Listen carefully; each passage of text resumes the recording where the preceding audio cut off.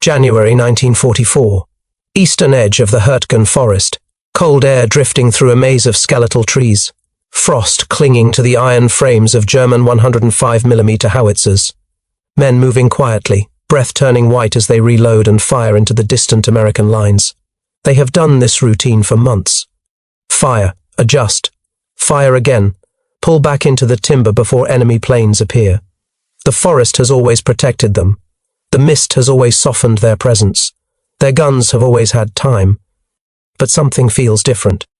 The sound of American artillery doesn't come in the familiar slow rhythm. It answers faster, sharper, closer. The first shells detonate in the tree line behind them, carving splinters through the dugouts. A second wave follows with uncanny precision, walking up the ridge as if guided by invisible eyes.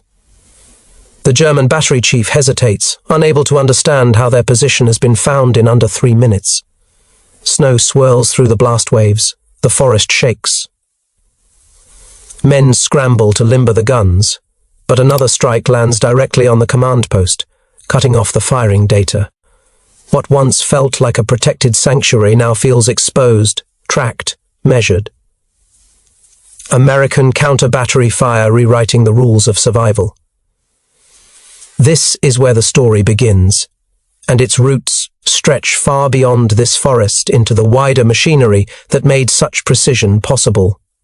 By late 1943, the Western Front had become an artillery war defined by reach, precision, and the growing influence of technology. Each side understood that the gun that fired first, and lived long enough to fire again, shaped the tempo of the battlefield. German artillery crews, seasoned from years of campaigning across Europe, still relied on methods that had brought them victory in Poland, France, and the opening stages of Operation Barbarossa. Their doctrine emphasized calculated fire missions, well-trained crews, and disciplined mobility. A battery could strike, relocate, conceal itself, and fire again with minimal disruption. For a long time it worked, but by the winter of 1943 to 1944, that balance was shifting. American forces arriving in Europe carried not only guns and ammunition, but a system that had been quietly engineered. Through years of study, experimentation, and adaptation, the US Army had learned hard lessons in North Africa. Slow fire missions, scattered observation, and delayed responses had exposed weaknesses. These mistakes became the catalyst for a rapid reorganization. What emerged was a new structure built around centralized fire direction, sharper communication lines, and a scientific approach to locating enemy positions. German commanders did not yet grasp how different the American artillery model had become. They still expected counter-battery fire to take time, to locate muzzle flashes, to approximate distance through sound, to interpolate data from observer reports. For most of the war, those delays had granted artillery crews enough minutes to adjust, to dig deeper, or to move their guns before the enemy found their range. Even on the Eastern Front, where battles sprawled across open steppe, batteries often survived by speed and camouflage. The American approach broke that timeline. Fire Direction Centers, FDCs, spread across the American divisions acted as analytical hubs. Each incoming report, whether from a forward observer on the ground or a pilot circling in a light reconnaissance aircraft, entered a network capable of transforming observations into firing solutions in minutes. Plotting boards, calibrated tables, trained calculators, and tightly drilled crews turned raw data into precise coordinates faster than the Germans believed possible. By 1944, American sound-ranging units deployed delicate arrays of microphones capable of measuring the arrival time of distant gun blasts with surprising accuracy. Flash-spotting teams tracked the flicker of artillery fire across the gloom of dusk and early morning, triangulating positions with a speed that would have been unthinkable in 1941. The system did not rely on a single method. It fused observation from air and ground with mathematics, maps, and a growing web of battlefield intelligence. The technology gained strength as American logistics poured new equipment into the European theater. Better radios, more wire, more trained observers. Dedicated reconnaissance aircraft like the Piper L-4 Grasshopper flew low and slow, watching for muzzle flashes and dust signatures in areas where German artillery pads were known to operate. These pilots were difficult to detect, harder to hit, and capable of calling in fire missions the moment they saw activity. German long-range guns, once confident in their ability to fire undisturbed, began to encounter a new phenomenon: instant retaliation. A single salvo might draw a rapid counter-battery response so accurate that crews had no time to break down their equipment. Batteries hidden in woods found that the canopy no longer guaranteed concealment. Positions shielded by ridges became vulnerable, as sound-ranging stations mapped the curvature of the battlefield with increasing mastery.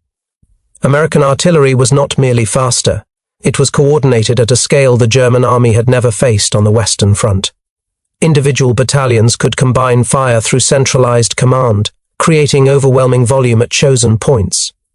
German signal intercepts revealed their frustration. They faced an opponent who could deliver massed fire without the delays that had characterized earlier Allied campaigns. The pressure intensified as American divisions moved through Normandy, past the Bocage, and toward the German border. Each advance brought new observation sites. Each captured ridge added visibility. Each forward position tightened the range at which counter-battery detection could operate. German gun crews realized that the margin of safety they once enjoyed was narrowing with each passing month. Through this environment, the forest battles, the open fields, the long-range duels, a new pattern emerged, one that set the stage for the terrifying minutes when German guns could be found, fixed, and struck with near-mechanical reliability.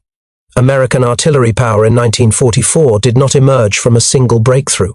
It came from an accumulation of systems layered together until the battlefield itself became an interconnected grid capable of detecting, tracking, and destroying enemy guns at unprecedented speed.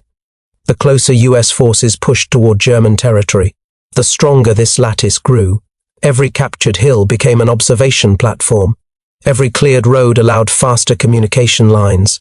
Every new unit arriving from the United States carried fresh equipment and crews trained in standardized methods. By the time the Allied armies moved beyond Normandy, the American artillery network functioned with an almost industrial rhythm. Fire direction centers no longer supported only their own battalions. They coordinated with neighboring units, division headquarters, corps artillery, and attached observation teams. A German battery firing a few rounds into an American position risked triggering a response from dozens of guns spread across multiple units.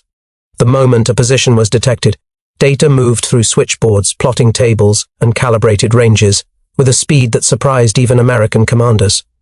What began as a mathematical correction became a synchronized counterstrike. The introduction of more refined radar systems strengthened this process. Sets like the SCR-584, originally designed for anti-aircraft use, were adapted to track the parabolic path of incoming shells.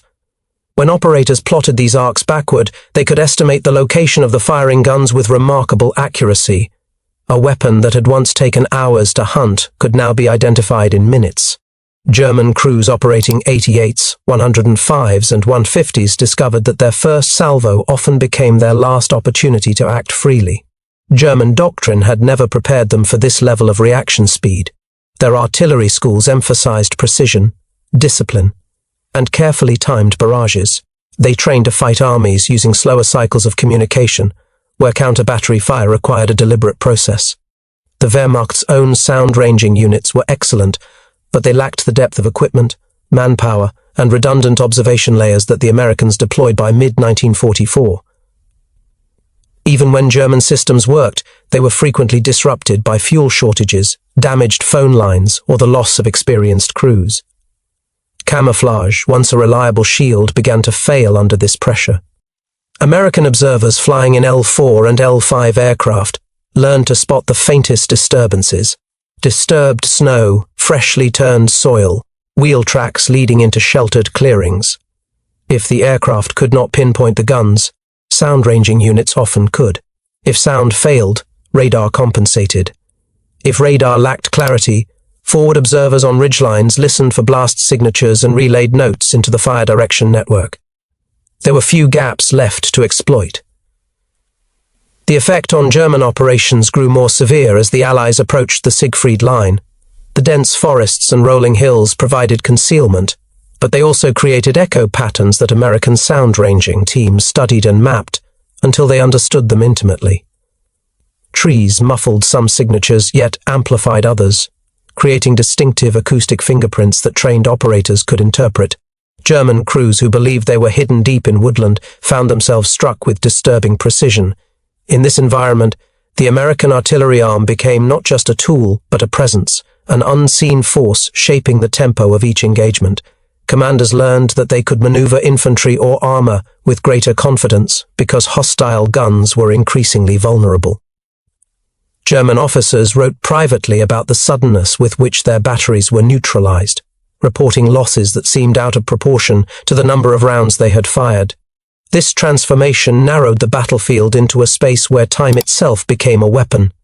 Minutes that once allowed a battery to shift position, mask its movement, or break down its guns now disappeared. Each decision had to be made faster. Each firing mission carried higher risk. The moment a German shell left the barrel, the countdown to American retaliation had already begun. The convergence of technology, training, and battlefield conditions pushed the confrontation toward its inevitable breaking point. A moment when German artillery crews realized that the enemy not only heard them, but understood them, tracked them, and could reach them with alarming speed. This tightening loop of detection and response would define the critical angles through which the conflict can be understood. German artillerymen entered 1944 with experience, discipline, and confidence shaped by years of methodical firing routines. Their survival had always depended on predictable cycles: set up the guns, calculate the mission, fire, displace, conceal. That rhythm collapsed the moment American counter-battery fire accelerated beyond anything they had faced. Crews who once worked with steady precision were forced into a tempo that punished hesitation. Each blast from their own guns became a signal that might bring immediate retaliation. Seconds, once used for careful adjustment, now evaporated under the expectation of incoming fire. Men kept their heads low even while loading, conscious that American shells often followed within minutes. Communication broke down under stress as runners hesitated to cross exposed gaps. Senior NCOs struggled to maintain order when every salvo threatened to erase their position. The human cost rose quietly, nerves frayed, judgment narrowed, and experienced gunners became cautious to the point of inefficiency. The pressure was constant, mechanical, and impersonal. It created an atmosphere where fear no longer came from what they could see, but from what they could not. This human strain sets up the tactical shift that reshaped their battlefield. American artillery doctrine reduced battlefield reaction time to a structured process. Observation, calculation, and fire were executed as linked functions. A German battery firing a short mission immediately exposed itself to a grid already primed to decode it. Forward observers marked muzzle flashes. Airborne spotters tracked dust signatures. Sound-ranging devices captured blast waves and pushed the data into fire direction centers. These centers executed rapid triangulation, converting observations into firing solutions with calibrated plotting boards. Multiple American battalions could mass fire without regrouping. The tactical effect was compression. German guns lost the ability to dictate tempo. Every mission risked immediate counterstrike. Mobility became insufficient. Concealment became temporary. German commanders tried to shorten firing windows, but the American cycle shortened faster. The battlefield shifted from an open contest to a reactive environment where initiative favored the side that computed faster. This tactical reduction creates the bridge into the technological engine driving it. American artillery effectiveness came from integrated systems operating in parallel. Sound-ranging bases placed calibrated microphones across mapped terrain, capturing time-of-arrival data accurate enough to plot origin points. Flash spotting teams observed gun eruptions across ridgelines with stereoscopic devices. Radar units traced projectile arcs backward to their source.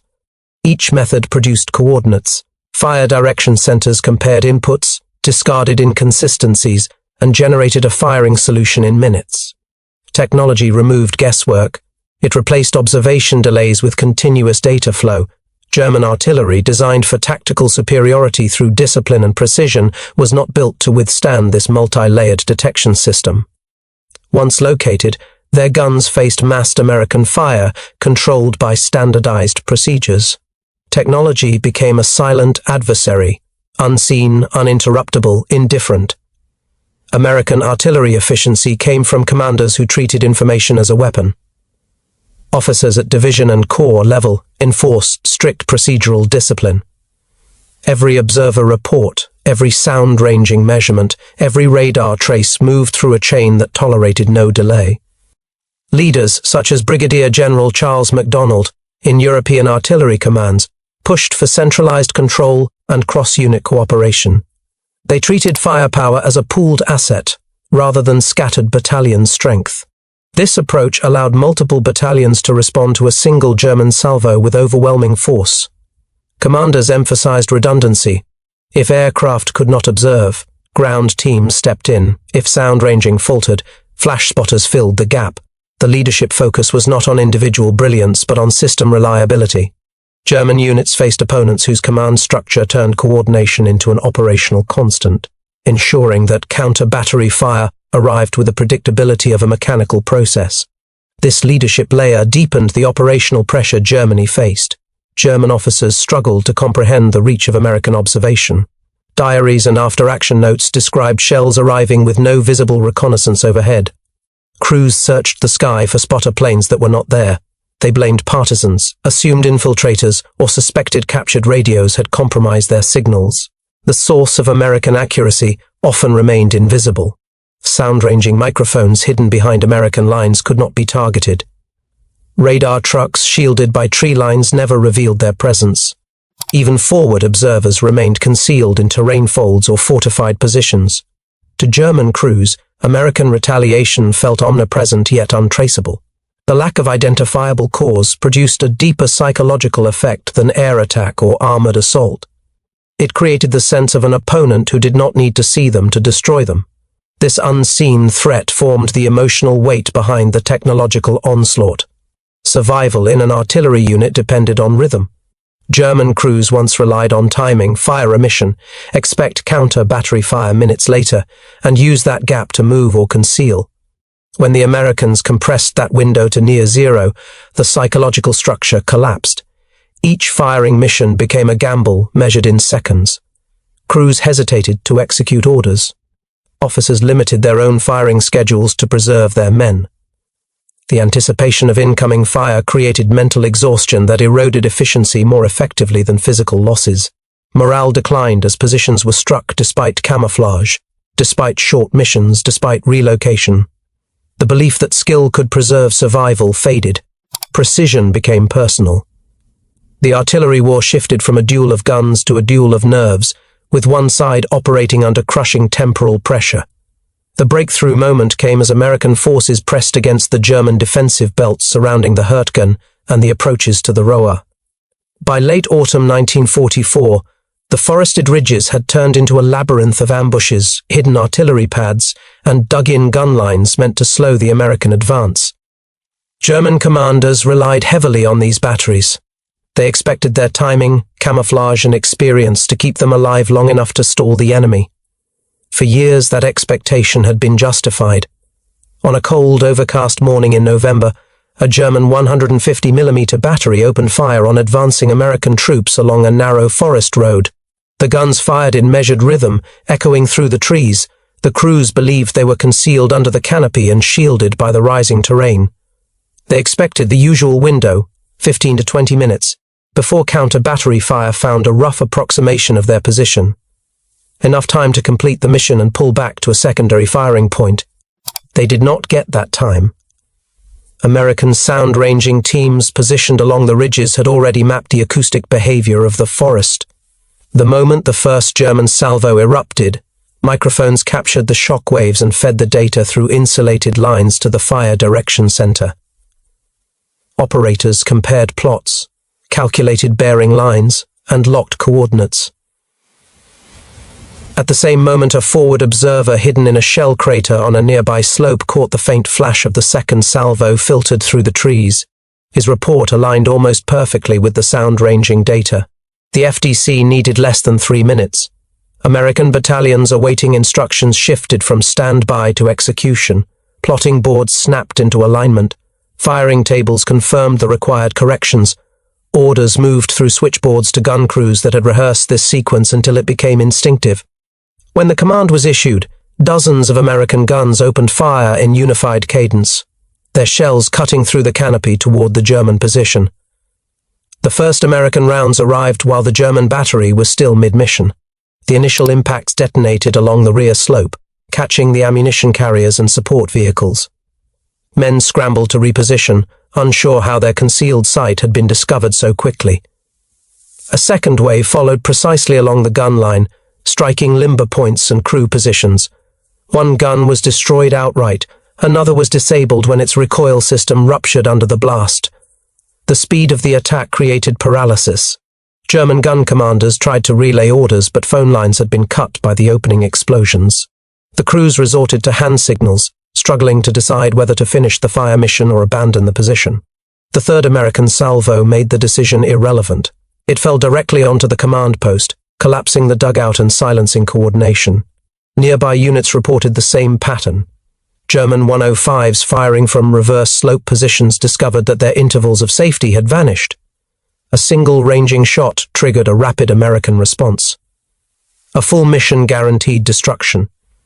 Batteries that had survived since Normandy were wiped out in minutes. Positions that had remained hidden for months were struck with accuracy that created disbelief. American observers watched the unfolding destruction from scattered vantage points. Some noted the precision with clinical detachment, others were struck by how swiftly the forest swallowed the German positions under fire. The counter-battery method had reached operational maturity. What had once been a theoretical system now functioned with relentless consistency. The turning point emerged not only in the destruction itself, but in the realization spreading through German lines. Surviving gunners recognized that they were no longer facing the slow, reactive artillery force they had known earlier in the war. The Americans had changed the tempo of the battlefield. They had taken control of time, and with it, control of the engagement. As winter deepened, the clash between German artillery doctrine and American counter-battery precision reached its sharpest point. The Roer River Valley became a landscape defined by pressure, attrition, and accelerating cycles of detection and retaliation. Every ridgeline captured by American units expanded the reach of their observation network. Every German withdrawal compressed their firing zones into areas already mapped, studied, and prepared for instant targeting. The decisive phase unfolded during the preparatory fires leading into Operation Queen in November 1944. American divisions positioned along the western approaches to the Roer coordinated one of the most extensive counter-battery efforts of the campaign. Dozens of sound-ranging bases, flash-spotting teams, and observation posts linked into a single fire control architecture. German artillery, stretched thin and struggling with fuel shortages, tried to maintain intermittent fire to slow the American advance, but each firing attempt exposed them to a system that had evolved beyond their expectations.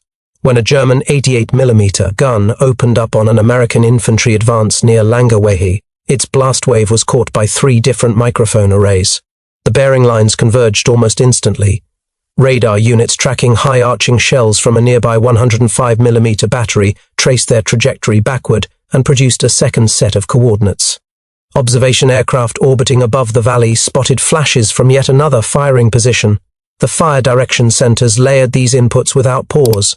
The calculations took moments. The fire missions were issued in a sequence so fluid that the operators barely broke rhythm. The American response came with the force of a synchronized instrument. Shells from multiple battalions landed in patterned salvos across the German gun lines. Crews trying to adjust elevation or shift to alternate firing pits were caught before they could complete the maneuver. One 150mm gun attempted to displace but was destroyed as its tractor reversed out of the timberline.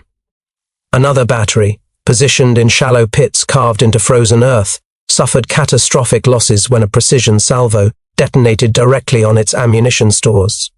For German officers moving between positions, the scene became a study in sudden collapse. Gun pits that had fired only a few rounds were reduced to wreckage. Camouflaged shelters once considered safe beneath forest cover were torn apart by airburst shells. Even well-dug command posts were suppressed by barrages that continued, until no return fire registered on American detectors.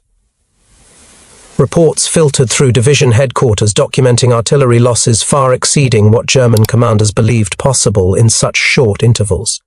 the psychological effect amplified the material destruction.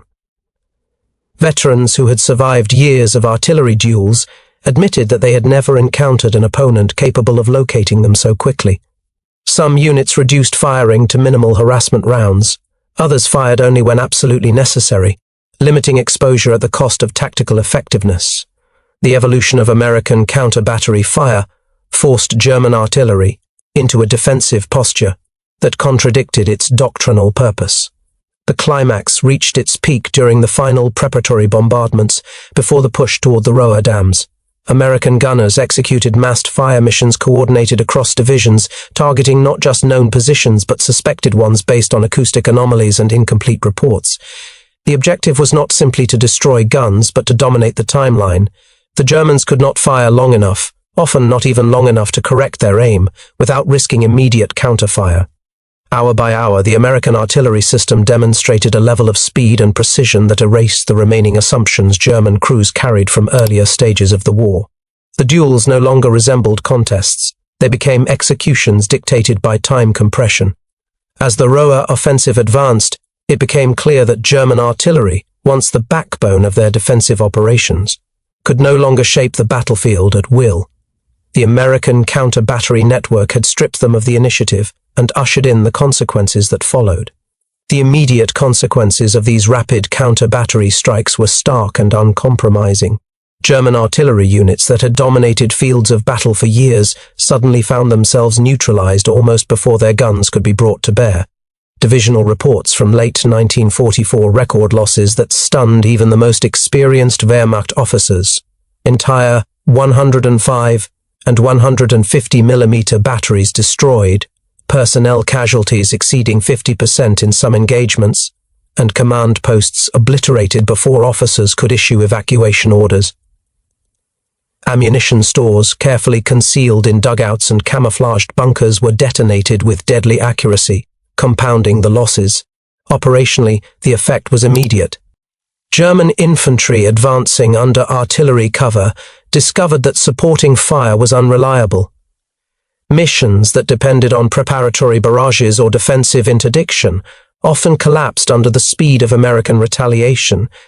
Units that attempted to hold forested positions along the Hürtgen ridges or the Roer approaches found themselves exposed not by ground assault, but by the invisible, relentless precision of the enemy's artillery network. The predictable rhythm of German fire, once a tool for both offense and defense, was replaced by a new uncertainty, one that disrupted movement, coordination, and morale.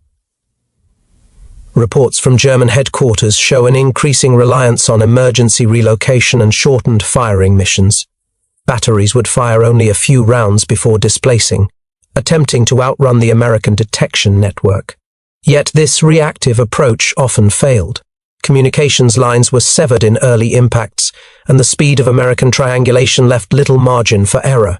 Even experienced gun crews, hardened by years on the Eastern Front, struggled to complete firing cycles. Commanders described a sense of being pinned by time rather than by incoming shells, a novel and disorienting form of pressure. American after-action reports highlight the efficiency of the counter-battery network. One division's log notes that 36 confirmed German batteries were neutralized within the first week of a coordinated operation, often within minutes of their first salvo. Forward observers, sound-ranging teams, and radar operators were cited as critical to this success, with artillery units reporting near-perfect alignment between detected positions and target impact. The combination of layered technology and disciplined fire control had moved from theory into consistent battlefield reality. Beyond the destruction of materiel and men, a psychological dimension emerged. German artillerymen, previously confident in their ability to control firing tempo, now faced the prospect that every round fired could precipitate their own destruction. Field diaries and captured communications reveal a mounting fear of exposure. Even small tactical errors, delays in calculation, misjudged concealment, or misaligned firing angles could result in catastrophic losses. The shift in the battlefield was as much mental as it was physical. The Americans were not merely destroying guns, they were eroding the confidence. German defensive lines, once reinforced with heavy, disciplined artillery, were now weakened not only materially but structurally. Losses documented in operational records indicate that entire artillery regiments were reduced to skeleton crews, their guns destroyed or disabled, and their command infrastructure disrupted. Infantry units that had relied on coordinated barrages for support were forced to operate with minimal indirect fire, exposing them to increased casualties and the risk of collapse under sustained Allied pressure. German command attempted adaptive measures. Some units experimented with deeper concealment, nighttime firing, and rapid displacement drills. Others integrated decoy positions to draw counter-battery fire away from operational guns. Despite these efforts, the technological advantage of American artillery persisted. Sound-ranging arrays, flash-spotting teams, and radar units could adjust rapidly to shifts in firing patterns. American fire direction centers exploited data redundancy, ensuring that even when one observation point failed, others could maintain targeting accuracy.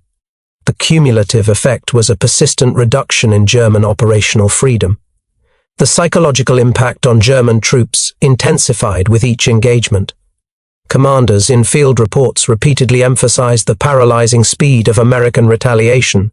Survivors of battery destruction described confusion and disbelief, noting that entire firing positions were neutralized before adjustments could be made. These experiences eroded confidence in traditional artillery tactics and fostered a pervasive sense of vulnerability. Units that had previously relied on methodical, disciplined firing now hesitated, limiting both defensive and offensive effectiveness. Fear became a force multiplier for the Americans, compounding material losses with behavioral inhibition. American records, conversely, detail the operational efficiency achieved through this counter-battery system. Coordinated multi-battalion strikes allowed relatively small units to dominate larger areas of the front, shaping enemy movement and forcing German forces into predictable withdrawal patterns. Reports cite specific examples in the Hürtgen Forest and along the Roer River, where rapid triangulation and immediate fire execution neutralized enemy artillery in under 5 minutes, enabling infantry and armored formations to advance with significantly reduced exposure. The ability to dominate time and space on the battlefield shifted operational initiative decisively to the Allies. The cumulative outcome was a fundamental transformation of the artillery duel. German forces no longer set the tempo. American precision dictated the rhythm of combat. The destruction of guns, loss of experienced crews, and psychological attrition forced adjustments in German operational planning, including shortened firing windows, increased reliance on decoys, and cautious deployment of artillery reserves. The battlefield was no longer an arena of parity. It had become an environment where American technological integration, disciplined coordination, and rapid execution controlled both the pace and the outcome of engagements. This systemic disruption directly led to the reflective understanding of how warfare was changing, an understanding that framed the historical significance of the American counter-battery methodology. The destruction of German artillery in minutes redefined the nature of battlefield engagement. It was not merely a triumph of guns over guns, but a demonstration of the decisive power of integrated systems, disciplined execution, and technological foresight. Fire no longer traveled blindly across the landscape. It was calculated, tracked, and returned with precision measured in minutes. The human element, the fear, the hesitation, the misjudgment, was as critical as the mechanical, shaping outcomes in ways that could not be reversed once the operational framework was in place.